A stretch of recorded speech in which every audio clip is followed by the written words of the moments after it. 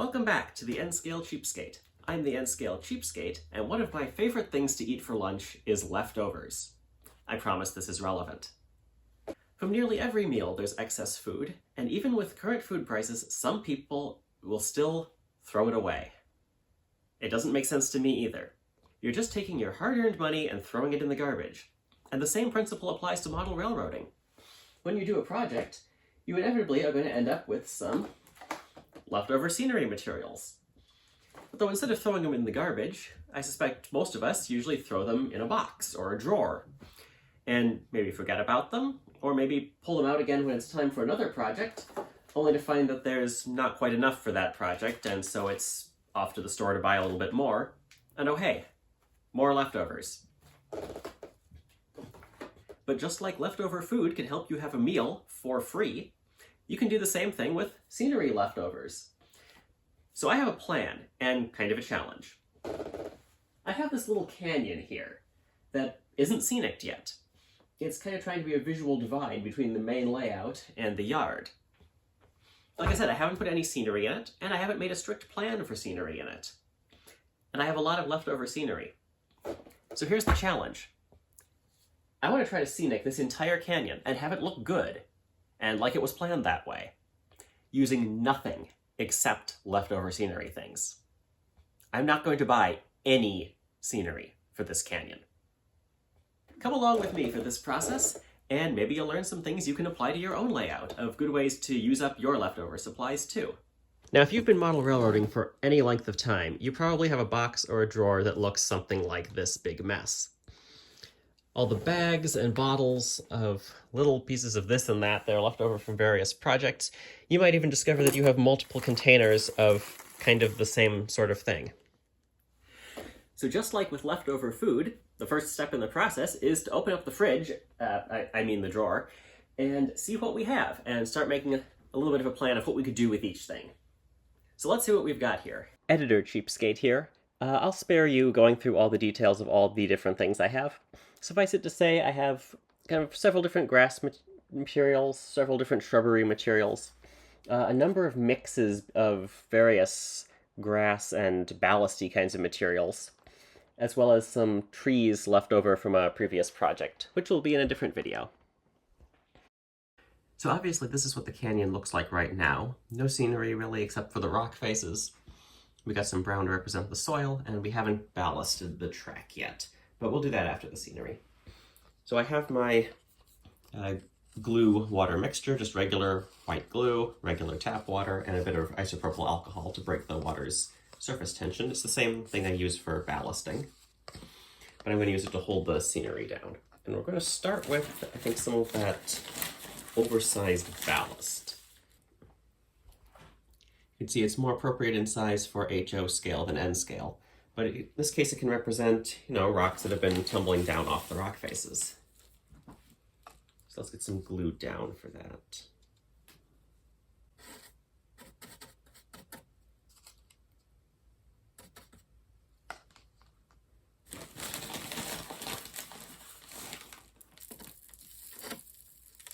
And yeah, it makes kind of a mess, but that's actually what happens when rocks fall off of mountains. It gets messy. So that should actually look pretty realistic. We'll see. And obviously we can shake off the loose stuff afterward.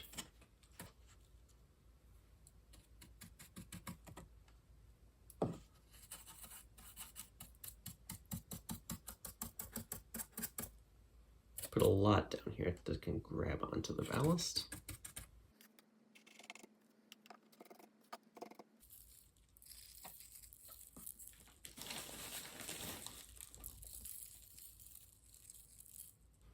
Also use an eyedropper to get some on a little better.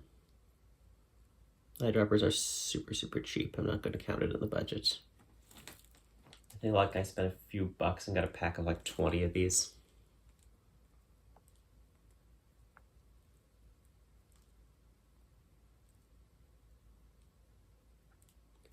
Yeah, soaks right in. That's why you need the isopropyl alcohol. Breaks the water's surface tension so it can actually mix in with the scenery material, whatever it is.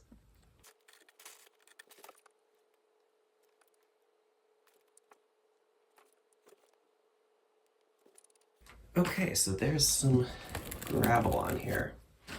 So next up I've got this light green grass material. Again, it's a leftover from something. I'm not actually sure what. But let's get some of this down. I think I'm going to keep using the eyedropper. Make a nice gluey, sticky base for it.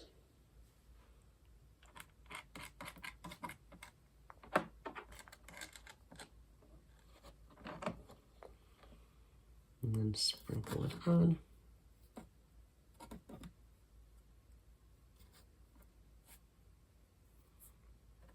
And it's a kind of a spongy material, so we'll tap it down to make sure it really absorbs the glue.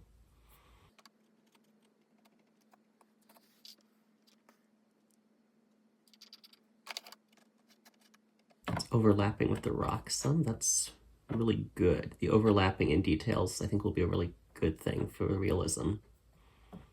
Because obviously grass will grow on in and among gravel in real life. And let's let the grass, there'll be some greenery following this seam of glue down. Maybe it's some lichens and mosses that are growing on the rocks.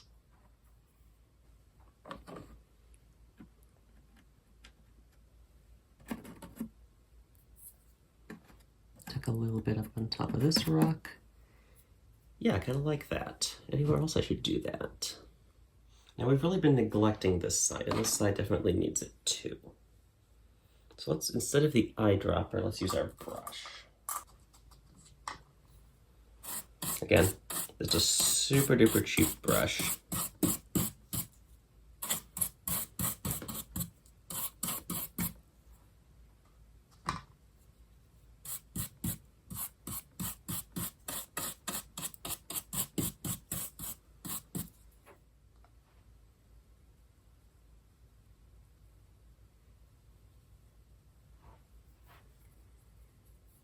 We'll give it kind of a not so thorough scattering for now.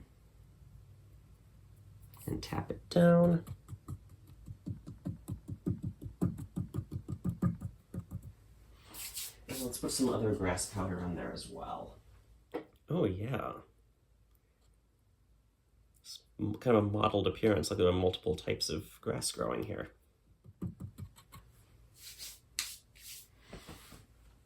I think it needs a little bit more glue, so let's carefully use the eyedropper.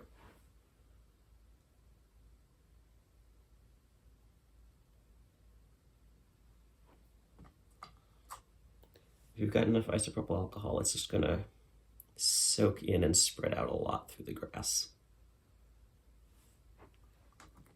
Okay, sprinkle a little more of each. If anything, I'd say err on the side of the more powdery one, because that's probably the one that's going to get cleaned off more when you remove the loose stuff. In that case, it's the darker green. And obviously you can always come back after you clean off the loose stuff and fill in any gaps that may have formed.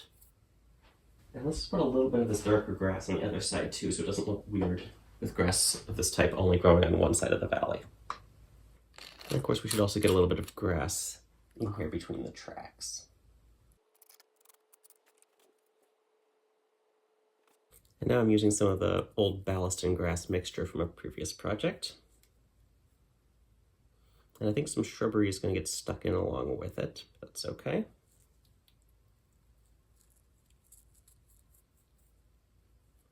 So obviously we're between tracks here. There's going to be a lot of opportunity for stone to tumble onto the grass here. And obviously I'm not getting right up to the edge of the track, but that's okay. Obviously the track will have some ballast. And let's put a bit of the other grass on there too. The colors aren't quite matching up.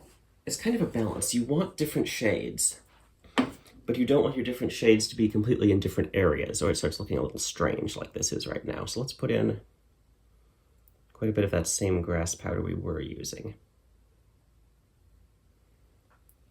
Make it look more like it's in the same place.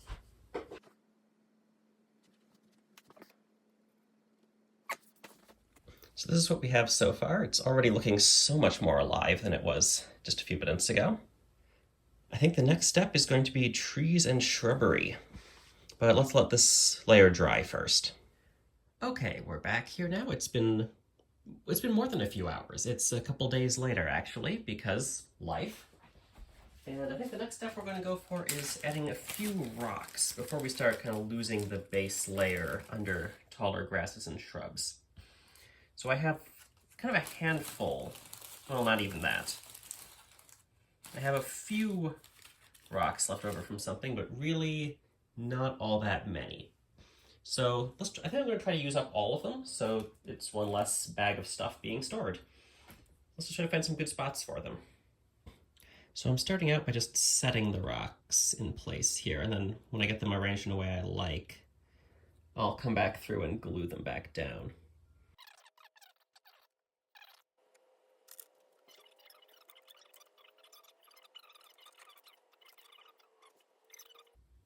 First thing you see highlighted there is radios.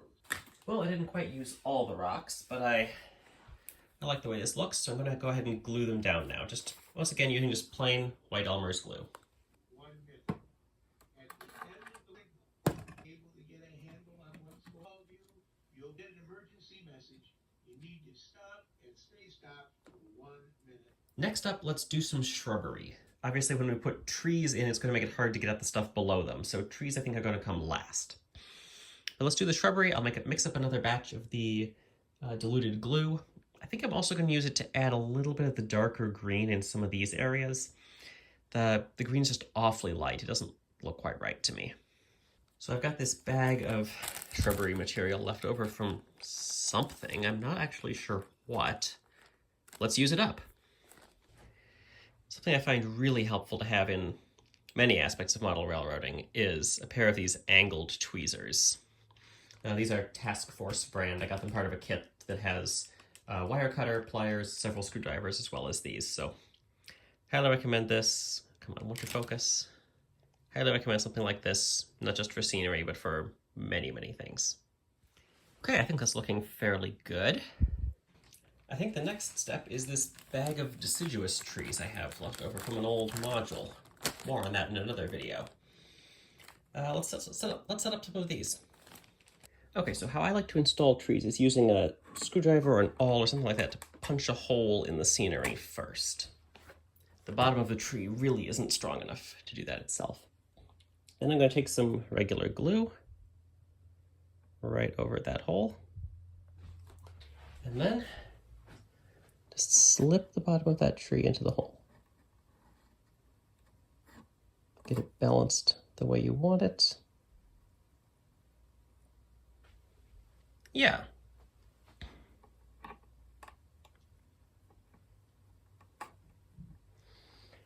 And if there's a lump in the glue at the bottom, which there often is, you can just put a little piece of shrubbery there to hide the glue.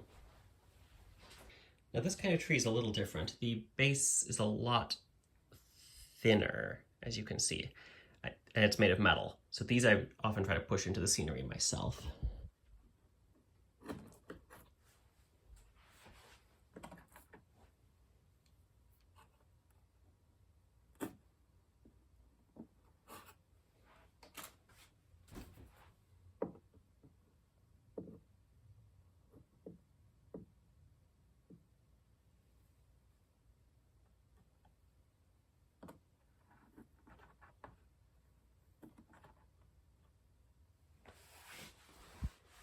Another thing you can do with the glue glob at the bottom of a tree is just sprinkle a little grass powder on it, and the glue just disappears into the grass.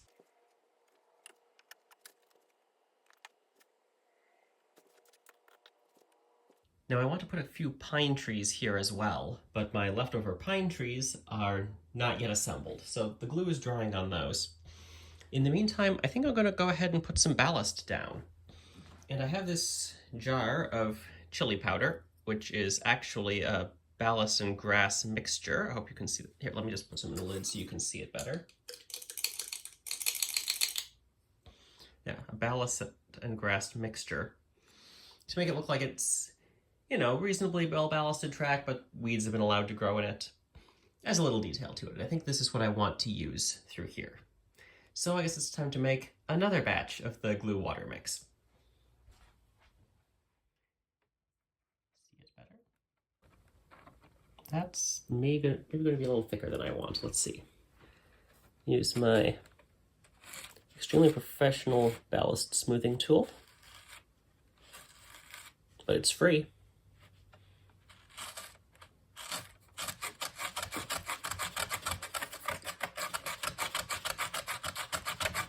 My method here is kind of similar to an actual ballast tamper, just shaking it. Get it down off the track a little bit more.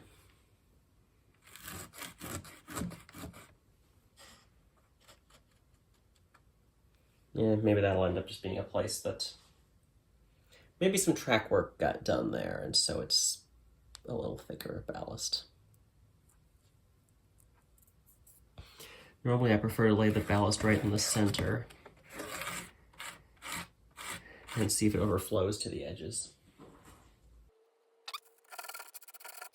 So I've got some space left on the edges of the track, like right along here, where the kind of roadbed's still visible. So I'm going to use some of my other leftover ballast, this grassy ballast, I suppose.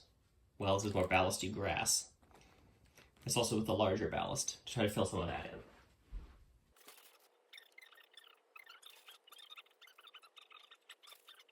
There we go. I think that looks pretty good. Give you another angle of it. I think that looks quite good. Let's get some glue on it.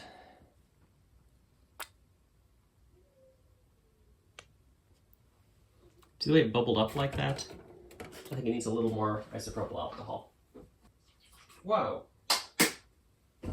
Now it needs a little more glue. There we go. I guess I have an alcohol problem. I spilled the isopropyl alcohol right into here.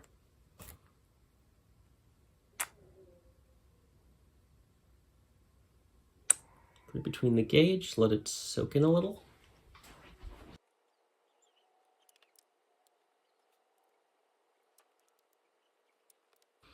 And especially on the edges here, I prefer to drip it on the ties. It decreases the chances of it bunching up with the scenery materials. It helps it spread out a bit.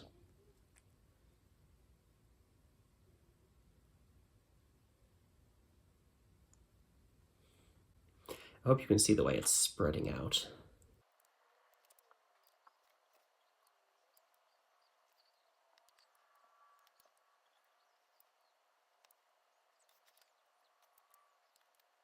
I'll just drip another layer on things for good measure.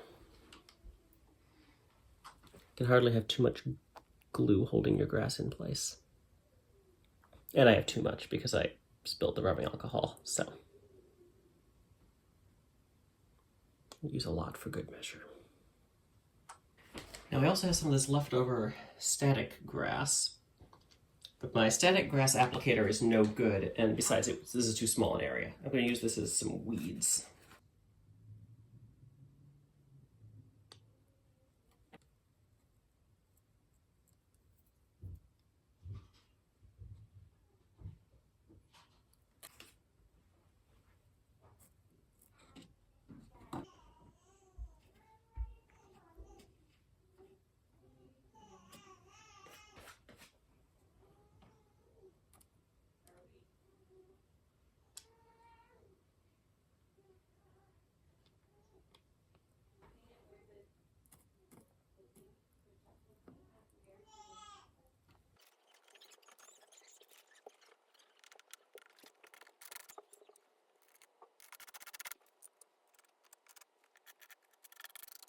So you saw I put a bunch of glue on the rocks a second ago. That was because I noticed in one spot where I'd spilled some glue on the rocks, it made it just a little bit darker.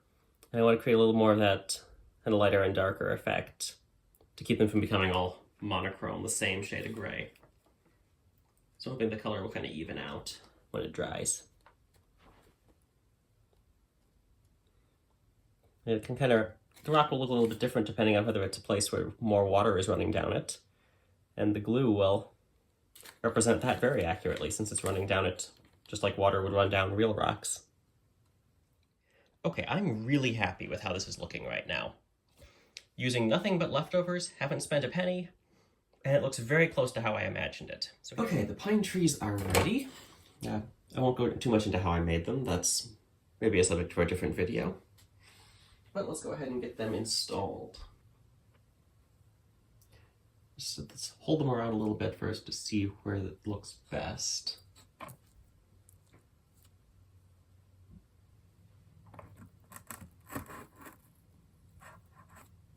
Okay, where did I lose the hole? Right there.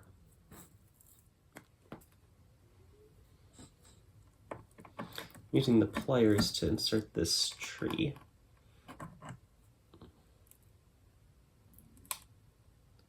Because a pine tree is kind of hard to grip without damaging it. Can I put it over here?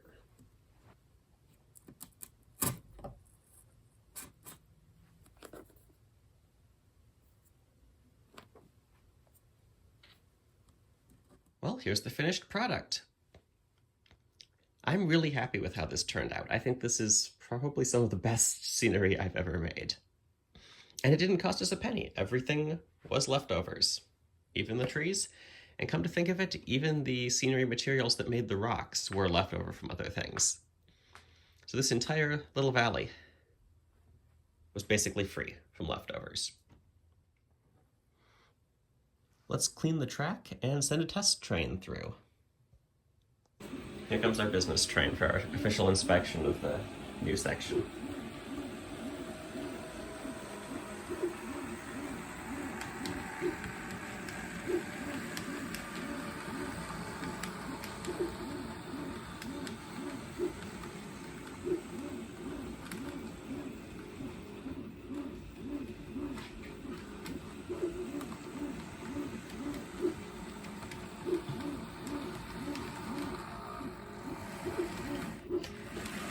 Might work better if I turn the power on to that track, huh?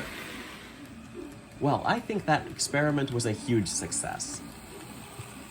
If you have any comments or critiques of it, feel free to leave those down in the comments, and if you want to see more videos like this, you know what buttons to click on. Thank you so much for watching, and until next time, have fun with your trains, and God bless. And always use your leftovers.